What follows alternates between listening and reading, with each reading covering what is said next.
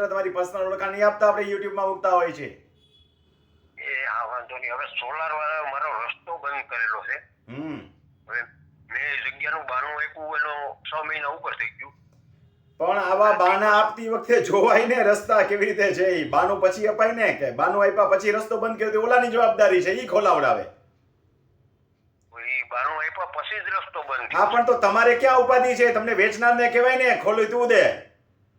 હજી પૈસા નથી દીધા ને, દસ્તાવેજ નથી કરાવ્યો ને. પૈસા તો આપી દીધા છે ઘણે.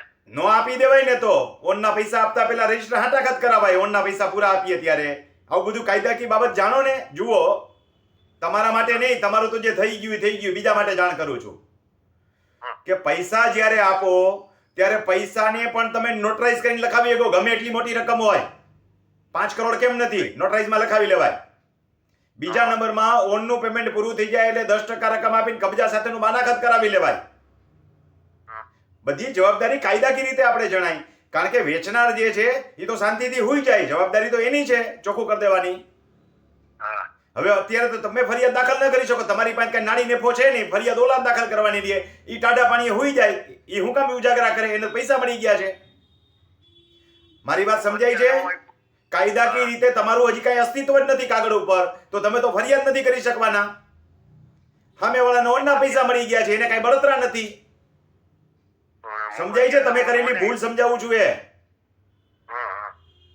ઓનના પૈસા આપી દઈએ એટલે કબજા સાથેનું બાનાખત કરાવાય. હવે થાય એવું કે તમે તો ફરિયાદ કરી નથી શકવાના, તમારું તો કે હાથ નંબરમાં નામ નથી, અસ્તિત્વ જ નથી, શેના આધારે તમે ફરિયાદ કરો? વેચનારને ઉપાધિ નથી, ઓનનું પેમેન્ટ જ મોટું હોય, એને મળી ગયું છે. કે જે કઈ કરવાનું છે વેચનારે કરવાનું છે, દસ્તાવેજ ન થાય ત્યાં સુધી તો. રમણીકભાઈ, હા, મને મુખતિયારનામું આપેલું છે. પણ હું કહું છું આવા ઉજાગરા આપણે શું કામ કરવા જોઈએ? મુખતિયારનામું આપેલું છે તો દસ્તાવેજ તો મુખતિયારનામાને આધારે દસ્તાવેજ તો થશે નહીં. તમને એ ખબર છે ને મુખતિયારનામાને આધારે દસ્તાવેજ ન થાય કે નથી ખબર? હા, એ તો છે. કરો ફરિયાદ દાખલ બે જણા થઈને, પણ આવા ઉજાગરા આપણે શું કામ કરવા? થઈ શકશે ફરિયાદ, પણ સામે સોલાર કંપની છે, ખેડૂત છે, એ કંપની સામે ન જીતે. સમજાય છે? હવે રસ્તો કેટલો સમયથી બંધ કર્યો છે, તો રોજ કામ કરાવડાવો મામલતદારમાં ફરિયાદ દાખલ કરીને.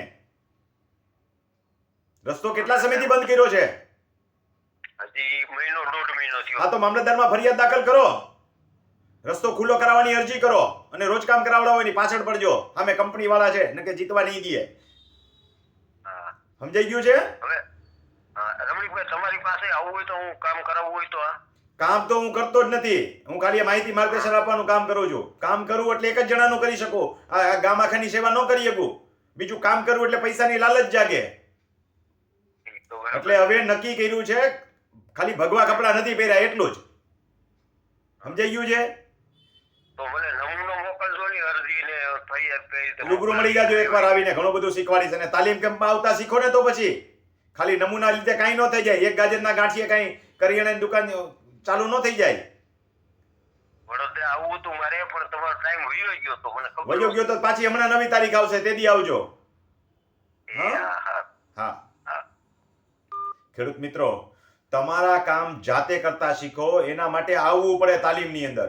તાલીમમાં આવશો તો કંઈક શીખશો, અને શીખશો તો તમારું હિત કરતા શીખશો. ઘણા એવું કહે છે કે અમને ક્યાં અત્યારે તકલીફ છે.